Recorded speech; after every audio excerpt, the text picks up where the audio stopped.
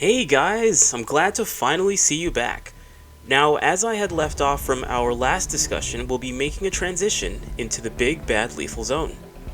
Now, it took a bit of preparation, so bear with me on this one, but I figured today would be a good time to relay what I've learned so far for general survival. Come get comfortable, and we'll go from there. Hey guys, welcome back!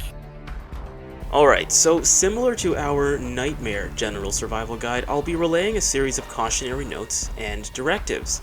So Wait, London, is there anything significant that has changed from the Nightmare Zone? Or things that no longer need to be adhered to? Well, perhaps that's where we should start. Junior? So perhaps it is fair that we do a slight recap of our Nightmare Survival Guide points, as I wouldn't say anything that has been said is now non-applicable. However, certain points will be modified to the lethal standards, while others may be repeated. I think I remember them.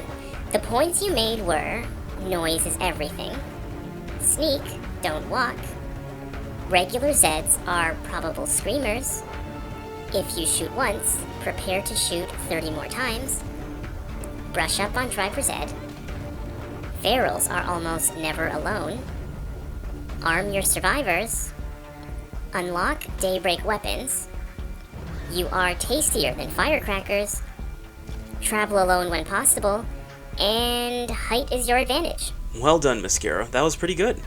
My last point on that discussion was to be patient, as Nightmare can easily punish one who leads with too much haste. Which brings me to my first point for this guide. Now, in my Nightmare guide, I stated to brush up on driver's ed.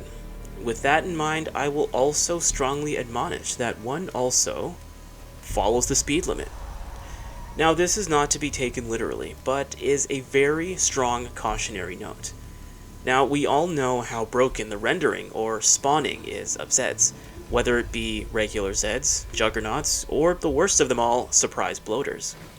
Now, as we all know by now, with the lethal zone, all freaks are riddled with blood plague, making bloaters significantly more dangerous. Not to mention, vehicles are pretty much made out of cardboard now. So to counteract the broken spawn patterns of Zeds, you recommend that survivors travel at moderate speeds. Wouldn't that just be a big waste of time and gas? Plus, I swear if you drive fast enough, you can actually outrun their spawns. Although this is true, I would not say saving time is worth the risk, unless of course there is an emergency that requires immediate attention. In my experience, if one is not fast enough, a single bloater will grant the wonderful gift of blood plague infection, which kills in a small matter of 5 minutes. Driving at moderate speeds will usually give one time to have better reaction times for randomly spawning bloaters and other Zeds. But some situations are too close to counter. Alright, even with all of this in consideration, sure the blood plague kills in 5 minutes, but isn't this easily solved with a plague cure anyway? I definitely wouldn't say easily is the right word, which brings us to the next directive. Hunt plague Zeds, or alternatively, gather plague samples as much as possible. I would even say, if one is up to the challenge and skill level, to also hunt plague juggernauts. The drop rate for plague samples is painfully low, even with a crossbow, and the last situation one will want is to be caught with the plague and not even have enough samples to produce a cure. Alternatively, I'd recommend always having at least one cure in one's inventory at all times. Unfortunately, I have not observed any other freak Zeds drop plague samples, so one's best bet is to hunt plague Zeds, Juggernauts, or try to thwart plague hearts. Speaking of freaks, you said that all freaks are riddled with blood plague. Does that also include ferals? Because I remember those guys being menacing enough. Surely you have something to say about them too. Although I also remember them being subdued with a single headshot. You have excellent timing. There is actually quite a bit to discuss with ferals. Unfortunately, there is quite a hard learning curve with these guys. Now, I would just say avoid ferals like the plague, but that is a little too simple, as that won't always be plausible. So instead, I'll say, learn to fight ferals. With melee combat to ranged combat, to head positioning after successfully shooting one, to learning how to properly dodge, etc., etc. This may seem all basic, but it is important to know how to do each one correctly. Melee is the most basic. Strike the feral until it dodges, at which point either run in the opposite direction or dodge. It's easy to keep attempting to strike after they dodge, at least I've fallen into that trap before, but the important part is to intermittently sprint away as a means of dodging instead of actually using the dodge command every time. It costs less stamina and reduces the risk of accruing more blood plague infection. Hold up, London. How does that make any sense? Even with using a bit more stamina, wouldn't dodging be the safest way of avoiding contact with virtually any Zed? I mean, I've seen you dodge your way through a crowd of regular and plague Zeds. Why is it different with a plague feral? I had to learn rather quickly that plague ferals can still spread their plague infection to a given survivor even if no damage is applied. When a feral lunges forward or toward a dodging survivor, sure, the survivor will be unharmed, but they will have accrued more infection simply from the contact itself. I don't know if this is a bug, but it is extremely important that one does not attempt to dodge through a lunging feral. You will definitely catch the infection faster. The best method I know of is using intermittent sprinting to get away without sacrificing time to readjust after performing a dodge. One more question. In the Nightmare Zone, ferals sometimes came in packs of 3, and you gave the directive to avoid ferals altogether.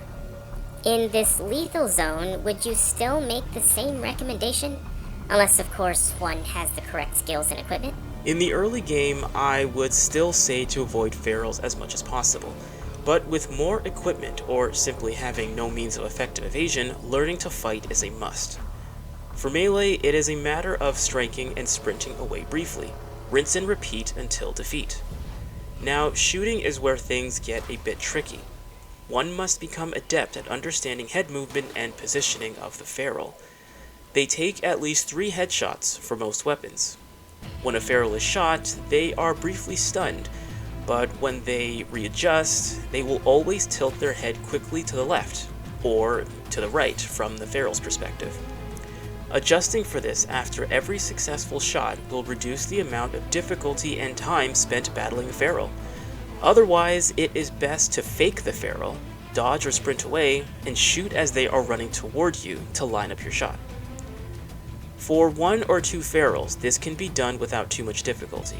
With a 3rd feral, it is not impossible, just extremely difficult, and pray that you have enough stamina to keep up the maneuver until all of them have been defeated. Otherwise, evasion is always necessary. Now that's great and all, London, but I think it is equally important that your guests also know that ladders and rooftops are also viable options for creating space, providing a vantage point, and simple evasion until they should wander away. But you also said that most firearms require 3 headshots on ferals. What other firearms are there that don't require as many? Good reference and good question. From what I can gather so far, 50 caliber weapons and certain Clio weapons. This makes me reinforce the old directive for Nightmare Survival, and that is, unlock Daybreak weapons. Daybreak weapons such as the Clio Blast Rifle or the Clio Heavy Sniper can also make very light work of freak Zeds. By extension, I would also add that one should arm their survivors. There is nothing worse than facing a siege that overruns your community because they were not armed heavily enough. Excellent addition. Now, it is important to recognize that the lethal zone has a serious scarcity of guns, so stocking up on weapons to arm all of your survivors will be difficult. If one refuses to unlock Daybreak weapons or simply does not have the patience for it, then looking out for traders or allied enclaves to purchase weapons from will be one's main strategy. But I will strongly suggest that at least one survivor has a 50 caliber weapon in order to make lighter work on juggernauts and ferals that will enter one's base. Now, aside from all of this, these guide points are to be taken in tandem with my Nightmare Survival Guide, which I highly recommend taking a look at. Not a whole lot has changed for the better in the lethal zone in comparison to the Nightmare Zone. Things have simply gotten harder and much more annoying. Otherwise, though, Wait. Just to summarize for your lethally surviving guests, you admonish them to drive like their grandmother, hunt plague Zeds, or accrue as many plague samples as possible, learn to spank ferals, unlock daybreak weapons, and arm your survivors with heavy weapons. Plus, one should take in the nightmare survival guides you pointed out. thank you, Mascara. Now, there is, of course, so much more that goes into surviving in the lethal zone. This is but a sliver of what we have to cover. Now, is surviving in the lethal zone really worth it? Quite frankly, this onion does not know, as there doesn't seem to be any achievements, or not many anyway, related to the new zone. Yet, I guess. Otherwise, though, that is all this onion. And this onion. That is all these onions have to say.